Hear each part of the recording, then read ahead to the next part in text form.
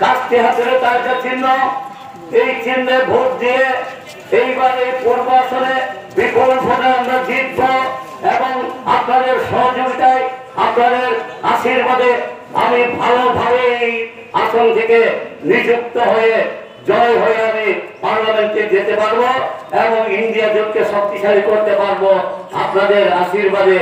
এই আপনাদের কাছে আশীর্বাদ চেয়ে আবেদন নিবেদন আপনাদের কাছে রেখে সবাইকে আবারও আমার করছেন ত্রিপুরা সাগরের জন্য greater Tripura land constitutional solution বলছিলেন থানসা ত্রিপুরা থানসা।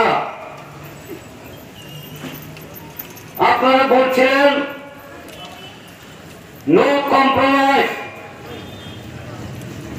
বলা হয়েছিল ইন্টারলোকেটর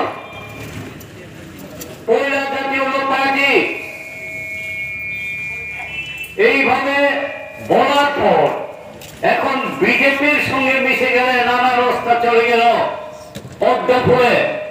তাই ত্রিপুরা মোথা যারা করছেন আপনারা নিজের বিবেককেও প্রশ্ন করুন, কিভাবে আপনারা ওই পদ্ম ফুলের চিহ্নে ভোট দিতে পারেন? নিশ্চয় পারেন না।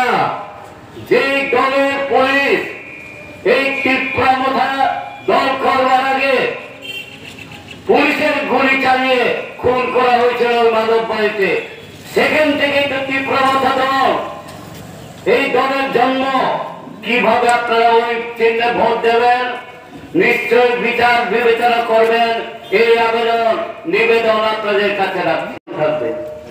বন্ধুগণ, আপনারা ঠিক আছে ন্যাশনাল পার্টি করছেন, বিজেপি দল করুন, কোন আপত্তি নেই, সমর্থন করুন, ঠিক আছে।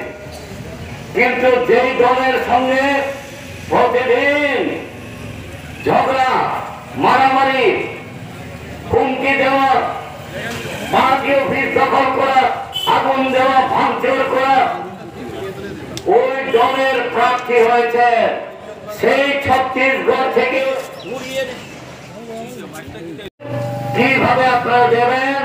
নিশ্চয়ই আপনারা দিতে পারেন না, কারণ ত্রিপুরা মোথা দলের সুপ্রিমো পরিচালনা করবেন, এটা আপনারা ভালো করে জানেন।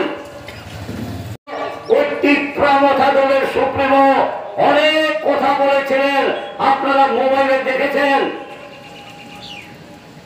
আমি বিক্রি করবো না, আমার ত্রিপুরা সাহেব মাথা বিক্রি করবো না, কত টাকা বিজেপির কাছে আছে, এই সমস্ত কথা বলে এখন কিভাবে বিক্রি হয়েছে, কত টাকায় বিক্রি হয়েছে, ত্রিপুরা সাহেবের মাথা কত করে বিক্রি করে দিয়েছেন জানি না, কিন্তু ওই আদালত শেষ হয়ে গেল, পদ্ম করে ঢুকে গেল। সঙ্গে কোনো সম্পর্ক নেই, কোন রাজনৈতিক দল করেছেন জানার নেই এই ত্রিপুরার মানুষের। এই ভদ্র মহিলা কোন রাস্তায় গেলে কমলপুর গিয়ে পৌঁছবে তা জানেন না।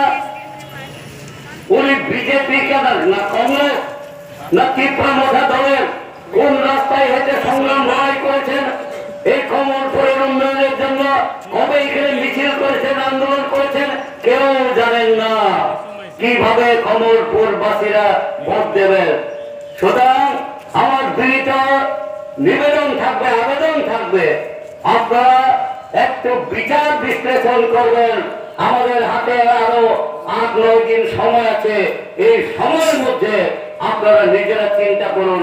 বন্ধু বান্ধব, আমার পরিবারের লোকদের সঙ্গে আপনারা এইভাবে চিন্তা ভাবনা আলোচনা করে আমি সর্বশেষে আবারও আপনাদের কাছে আবেদন রাখবো।